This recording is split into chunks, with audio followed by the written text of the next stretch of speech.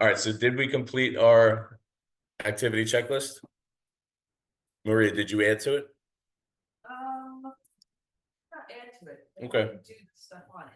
So as we discussed, that weekly checklist, even if there's 3 things on it, and then you're gonna add to it, it's gonna be like an organic document that you're gonna continue to grow off of. You're gonna take off things that maybe you don't want to do anymore. I gave an example last week, and you're gonna add things that you want to try. Weather's breaking, door knocking, using door hangers, inviting people to open houses. That might be something that you didn't do in the winter, but you're gonna do now. So it's constantly changing, just like CrossFit, right? Varied. You like that? No. Now just talk about it, just to talk about it. So again, it doesn't really matter what your goals are. Well, I guess it could matter, but there's lots of right ways to do things, and your way is your way. But if you set yourself out to do something, you didn't do it, that's a concern, right? But if even if it's small bites, just make sure that you hold yourself accountable. There's a line that a lot of Weichert corporate trainers use, where the most important appointment you have is the one with yourself. I'm not going to miss a sales meeting. It's set, right? I don't have a choice in the matter. You guys kind of rely on that. You come in and you expect that. If you have a listing appointment, you're not going to miss that, right? That's an important thing. But we have to look at your scheduling with your appointments as they are just as important as those other things. And if we have that mentality, we're going to be able to accomplish a lot more. I'm sure you're sick of me talking about sphere of influence, but we're going to talk more about it. According to a study from Riz Media, 82% of real estate sales results from agent contacts through previous clients, referrals, friends, family, and personal contacts. 82% of real estate sales. That's a lot of sales, right? 8 out of the 10 deals, according to statistics, are going to come from people you already know or referrals. 74% of consumers say word of mouth is a critical influence on who they might use an agent. That's not a surprise, right? That's that 74% of consumers. So the facts, 82% of your sales come from your sphere of influence, and 74% will come from word of mouth, which comes from your sphere of influence. So what tool do we have to accomplish communicating with your sphere of influence? Drum roll, please. myweichert, right? We have a great CRM where you can do that. Who would be in your myweichert? Who would be your contacts? Anyone you know. Okay, and some people are going to talk about how your closest sphere might be your best referrals, but anyone you know could be in your contacts. It should be. What's your hobbies, or what do you do recreational? CrossFit. Memberships, Mahjong, bowling, those are great ones. Social memberships, which is what you kind of just described. What about employment? Some people have other careers or prior careers. Who do you know? You're already in contact with a couple of people, and you have search alerts for those people. So great job on that, Sal. Where and how'd you meet them? Were you introduced by someone? Who was it, right? All this stuff should be tracked. All this stuff should be in our CRM. The more information that we put into it, the better you're going to be able to reach out to it. That's fear. What is their relationship? Who does this person know that might be important to you, right? There's a lot of, the world in general, but I think Long Island especially, it's very connected, right? It's crazy how connected. Your memberships as a prior NYPD officer, super connected, right? So who do you know that does this person know you by face, by name, by profession, right? So a lot of people know us by face and name, but maybe not profession. So how do we flip that switch? We're going to go over that. So we really need to, and I know I've been talking about this endlessly, find a way to get in front of our sphere of influence, be top of mind, and let them see you as a real estate professional.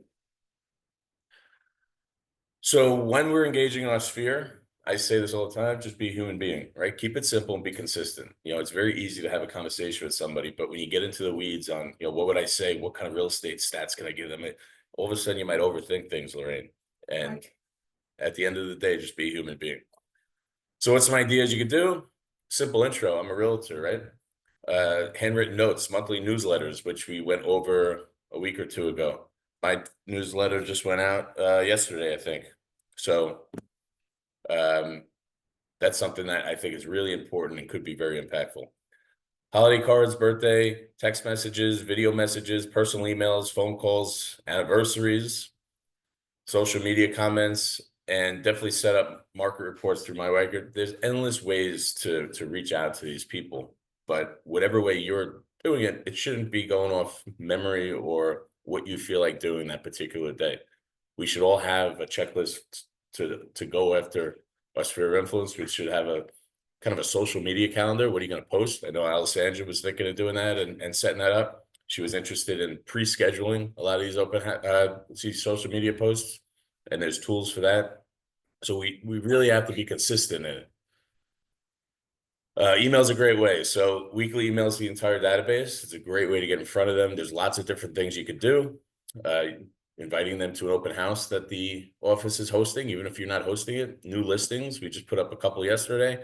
Share that with your entire database through emails, and the templates make it really easy. And once you make it, you can send it to your database with one click. You pre-schedule it, and it's easy. Social media content with Engage 121, you get those emails and post those, just share them. Deal of the week, what's the hottest property for sale? Hand pick a particular house and send it out. This is the deal of the week. Any interest in real estate investing? Let me give you a breakdown on how this one could be profitable. People like that. Nosy neighbor reports, what's the value of your home? Market report of equity. We have that pair report. That is a pretty cool format, so do that. Direct mail is a great thing too. So would you be sending a direct mail to your entire database? Maybe not yet, right? Because that would be maybe very expensive. But how about your top 50 people in your sphere, your top 20? That might be good use of your time and money. Market updates, home remodel tips, people like that. Case studies like stats and sold homes, interest rates. Keeping Current Matters, we share some information on our sales meeting from Keeping Current Matters. They have a free version that you could set up, create a subscription, and you get some content from that. And they have a paid version as well that makes it really easy to share some stuff, but you don't have to do that. Local happenings. So we're approaching, are we in spring? Yeah, right? Yeah, of course we're in spring. We're in May already. We're approaching summer. There's gonna be a lot of events, a lot of street festivals, a lot of park after darks in these downtown areas. Share that stuff. People like to hear it. Town of Oyster Bay, Town of Babylon, all these towns, they do concert series. Why not be the source of providing information on what the bands are playing and where they are? Maria, you probably know a lot of that stuff already. The 10-10-5 rule. So what is the 10-10-5 rule? 10 likes, right? Every single day you go into Facebook and you like 10 things, you comment on 10 things, and you try to do 5 shares or direct messages. It definitely increases interaction with your sphere. In the sales meeting, we're going to go over setting up special groups, which is pretty cool. Make sure your sphere is following you and you are following them. Personal touches. What about a video text? I know nobody's doing that here. A video of a happy birthday. Hey, just wanted to give you a quick video. Happy birthday. I'm sure you've gotten a million responses and people reaching out saying happy birthday, but I just want to be one of them. Guarantee nobody's videoing them. Did you see what your neighbor's home sold for? So if you have 5 this week that you want to send that to, you know where they live, look up the market data, look up MLS to see what sold. In-person annual equity review. So some final tips, 80% of your business will come from your sphere. It should be by design that you should be doing this. It should be consistent. Warm leads are easy to convert. So if they're constantly seeing you and then all of a sudden they have a real estate need or they have somebody to refer, you got a better chance of getting that business than if you're just reaching out to them every once in a while. It takes 7 to 8 reminders that you were the agent before it's committed to their memory. So let's connect with them. One of the things you could do is, if you look at more actions, there's a cool things you could do. You could add them to search alerts. I know most of you know that. Active campaigns, market reports, listing valuation. Anyone in your sphere that you have information on, they should be on these things. That way you're constantly top of mind. Another thing you could do on the more actions is find them on Facebook.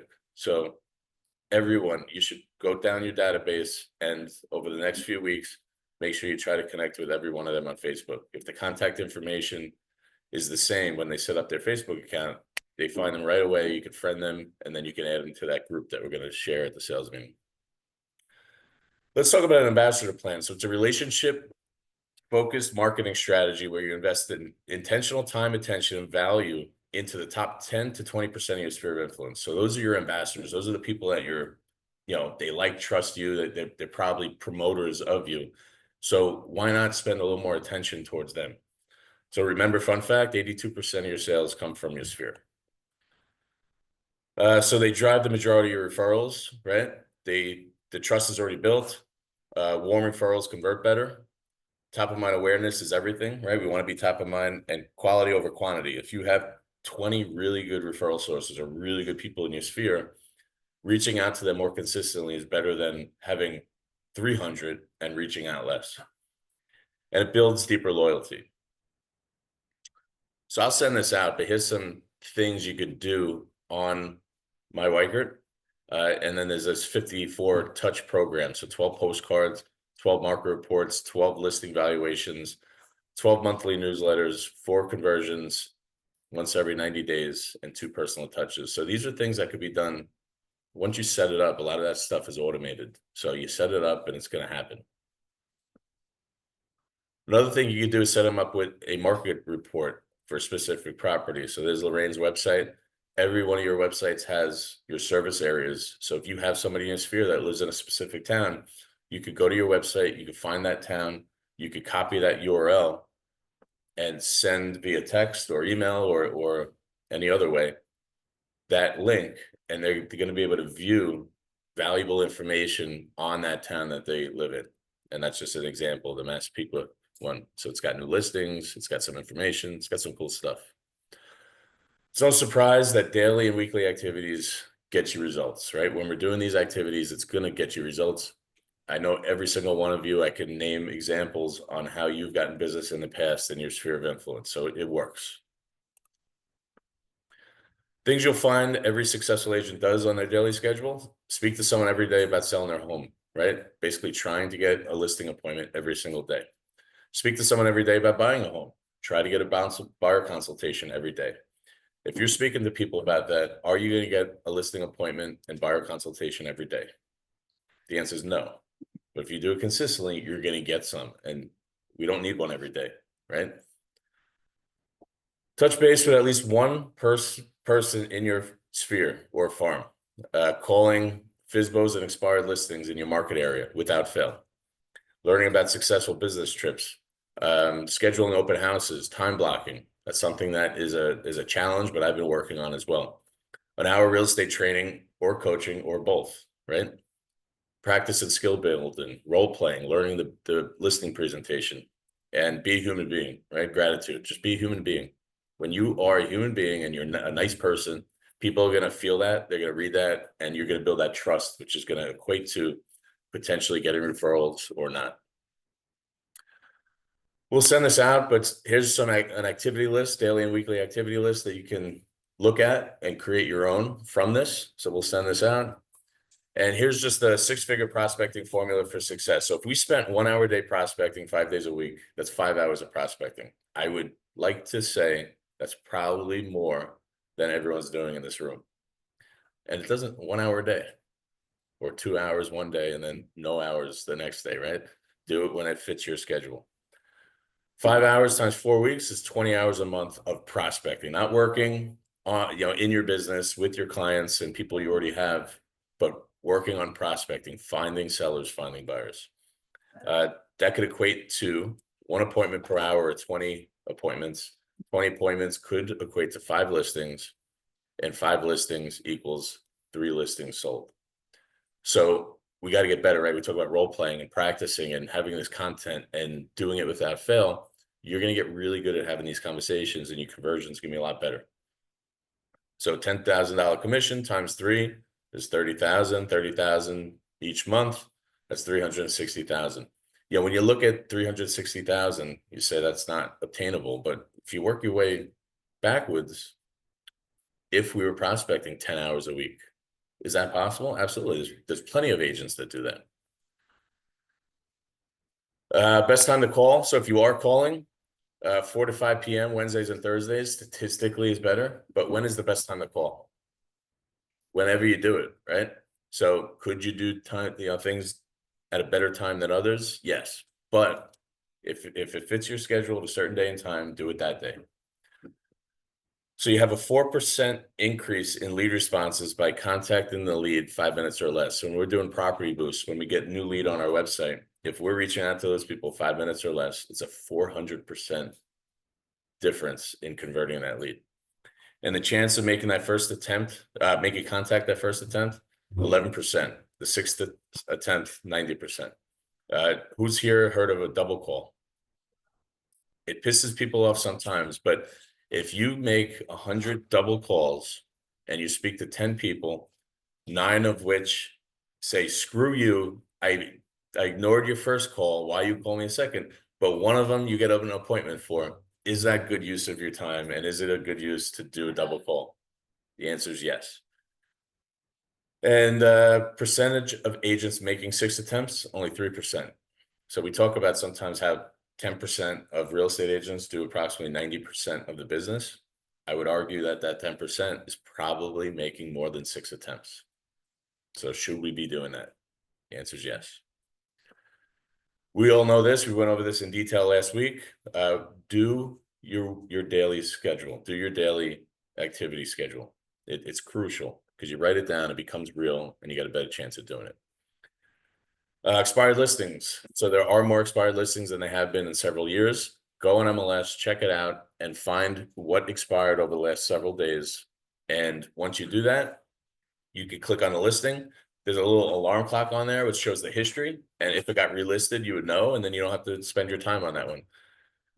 Get owners by name by clicking the tax record, right? You'll see the owner of record. Use Google, True People Search, social media, etc. Call, mail, email, get appointments. How many times do you have to follow up potentially with that person? 10 to 12. Less than 3%. Contact them more than 6 times. And you can search Zillow for for sale by owners.